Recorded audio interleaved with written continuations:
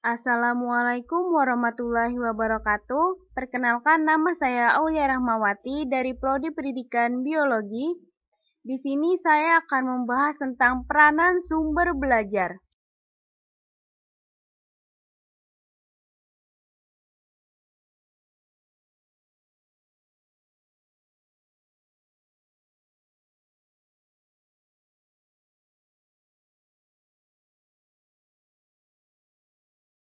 Baiklah, masuk ke pembahasan pertama. Di sini kita akan membahas tentang peranan sumber belajar dalam pembelajaran individual. Pada pembelajaran individual dipengaruhi oleh peranan sumber belajar yang dimanfaatkan dalam proses belajarnya. Titik pembelajaran ini adalah pada peserta didik, sedangkan guru sebagai penunjang atau fasilitator. Pembelajaran ini terdapat 3 pendekatan, yaitu yang pertama, frontline teaching method. Dalam pendekatan ini, guru berperan menunjukkan sumber belajar yang perlu dipelajari. Yang kedua, Keller Plan, yaitu pendekatan yang menggunakan teknik Personalized System of Instructional atau PSI yang ditunjang dengan berbagai sumber berbentuk audio, visual yang didesain khusus untuk belajar individual. Yang ketiga, metode proyek. Peranan guru cenderung sebagai penasehat dibanding pendidik, sehingga peserta didik yang bertanggung jawab dalam memilih, merancang, dan melaksanakan berbagai kegiatan belajar.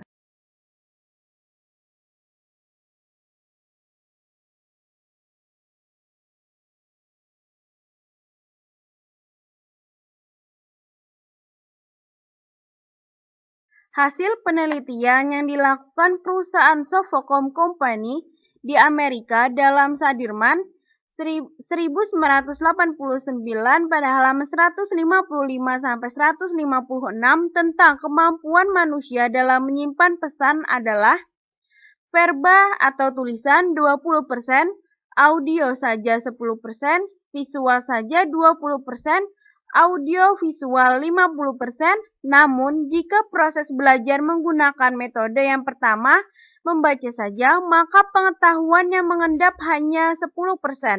Yang kedua, mendengarkan saja, pengetahuan yang mengendap hanya 20%. Ketiga, melihat saja, pengetahuan yang mengendap bisa 50%. Yang keempat, mengungkapkan sendiri pengetahuan yang mengendap bisa 80%. Dan mengungkapkan sendiri dan mengulang pada kesempatan lain 9%. Dari penjelasan di atas, guru harus pandai memilih dan mengombinasikan metode pembelajaran dengan belajar yang. Pembahasan yang kedua yaitu peranan sumber belajar dalam belajar kelompok. Pola komunikasi dalam belajar kelompok menurut Dirk Rounter dalam bukunya Education Technology in Curriculum Development 1982 menyajikan 2 pola komunikasi yang secara umum ditetapkan dalam belajar, yaitu pola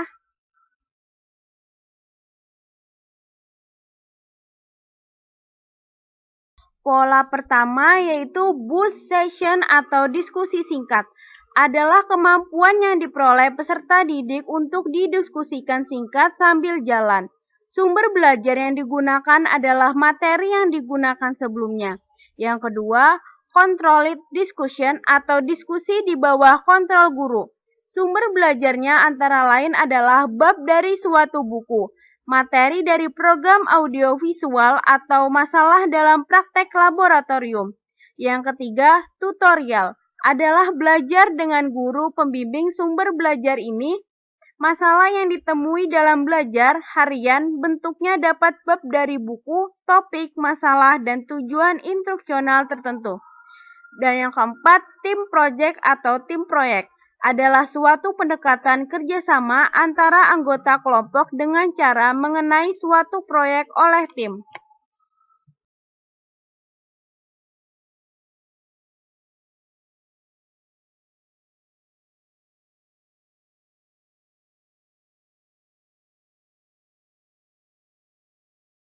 Kemudian pola yang kelima yaitu simulasi, presentasi untuk menggambarkan keadaan yang sungguhnya. Pola yang keenam, micro-teaching atau proyek pembelajaran yang direkam dengan video, dan pola yang terakhir yaitu self-help group atau kelompok swamandiri. Baiklah, sekian penjelasan peranan sumber belajar dari saya. Salah hilap mohon maaf. Wassalamualaikum warahmatullahi wabarakatuh.